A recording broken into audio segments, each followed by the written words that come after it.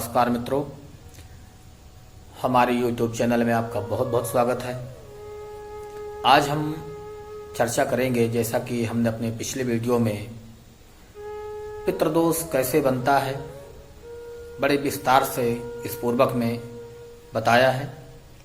पितृदोष बनने के प्रमुख कारण क्या हैं, पितृदोष कैसे बनता है, पितृदोष क्या होता है, इसी विषय में आज हम बताएंगे। पितृदोष की शांति कैसे की जा सकती है, पितृदोष की शांति के उपाय क्या क्या हैं, किन किन उपायों के द्वारा पितरों संबंधी समस्या से छुटकारा पाया जा सकता है। तो इनमें से कुछ उपाय हैं जो उपाय आज हम आपके सामने बता रहे हैं। तो उनमें से कुछ ऐसे उपाय हैं जिनको आप यदि करते हैं तो निश्चय ही उन उपायों के करने के पश्चात पितृ संबंधी जो भी समस्या है उस समस्या से आपको छुटकारा प्राप्त हो जाएगा। यदि आपने हमारे चैनल को अभी तक सब्सक्राइब नहीं किया है तो हमारे चैनल को सब्सक्राइब करें, ताकि हमारे जो भी वीडियो बनाए जाएं वो आप तक बड़ी सुलभता के साथ पहुंच जाएं और उसका लाभ आपको प्राप्त हो सके। दूसरे को भी शेयर करें ताकि अन्य लोगों को भी इसका लाभ प्राप्त हो सके। तो चलिए अब आगे चलते हैं, इस विषय पर चर्चा करते हैं कि पितृदोष का निवारण किन किन उपायों के द्वारा किया जा सकता है। तो इसी विषय पे आज हम बता रहे हैं। यदि आप पितरों की समस्या से परेशान हैं, पितरों की समस्याओं से छुटकारा प्राप्त नहीं हो पा रहा है, सभी प्रकार के प्रयत्न करके परेशान हो गए लेकिन किसी प्रकार का कोई लाभ नहीं हो पा रहा है, तो देखिए इसके सबसे अच्छे उपाय हैं अनुष्ठान। अनुष्ठान विधि से यदि आप पितरों की समस्या से छुटकारा पाना चाहते हैं तो अनुष्ठान विधि इसके लिए सर्वश्रेष्ठ उपाय है।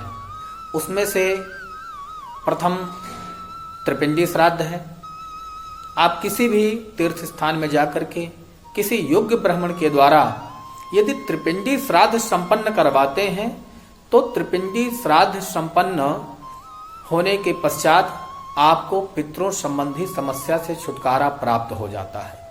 त्रिपिंडी श्राद्ध बहुत अच्छा उपाय है और एक स्थायी शांति इससे प्राप्त होती है।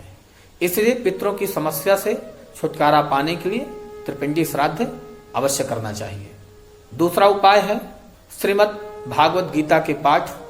यदि आप त्रिपिंडी श्राद्ध नहीं करवा सकते हैं, आपके पास समय नहीं है, आप किसी तीर्थ स्थान पर नहीं जा सकते हैं, तो आप अपने घर में श्रीमद् भागवत गीता के पाठ संपन्न करें। श्रीमद् भागवत गीता के 108 पाठ अवश्य करवाएं। 108 पाठ करवाने के पश्चात हवन करवाएं।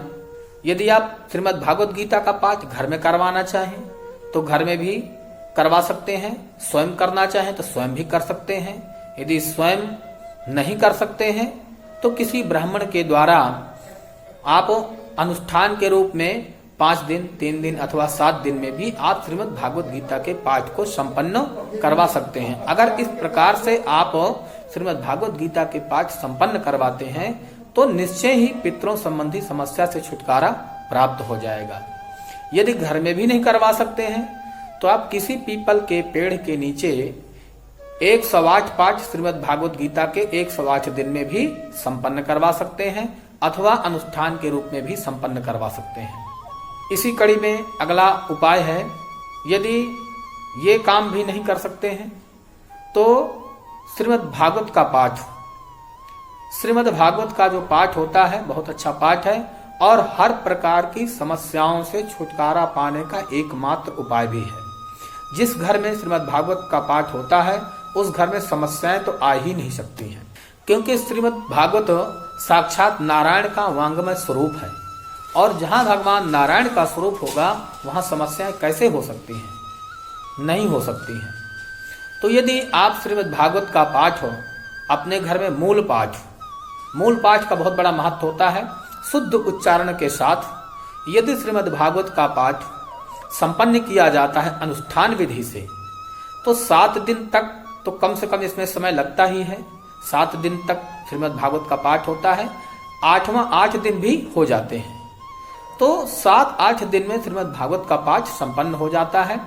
तो किसी योग्य ब्राह्मण के द्वारा जो बहुत अच्छा पाठ करता हो तो ऐसे ब्राह्मण को बुला करके अपने घर में अनुष्ठान विधि से श्रीमद् भागवत का पाठ करवाएं और इसके पश्चात सविध उसका हवन संपन्न करवाएं, ब्राह्मण भोजन करवाएं, तो भी पितरों संबंधी समस्या से छुटकारा प्राप्त हो जाता है।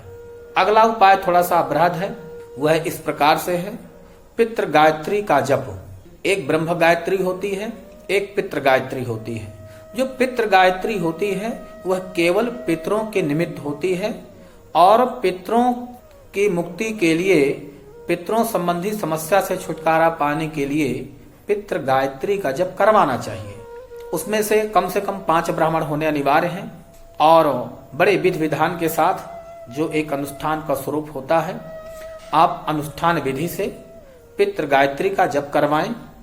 तो पितृ गायत्री का जप जब होता है, बहुत ही शक्तिशाली मंत्र है, बहुत ही पावरफुल मंत्र है पितृ गायत्री का। जब इसका जप होता है तो घर में धीरे धीरे करके सुख शांति आना प्रारंभ हो जाती है। वह मंत्र भी अभी हम बताएंगे। वह मंत्र इस प्रकार से है। ओम देवताभ्यः पितृभ्यश्च महायोगिभ्य एव च नमः स्वाहायै स्वाधायै च नित्यमेव नमो नमः। इस मंत्र की 1,25,000 की संख्या में इसका जप करवाएं, यानी कि 1.25 लाख जो है इस मंत्र का जप करवाएं।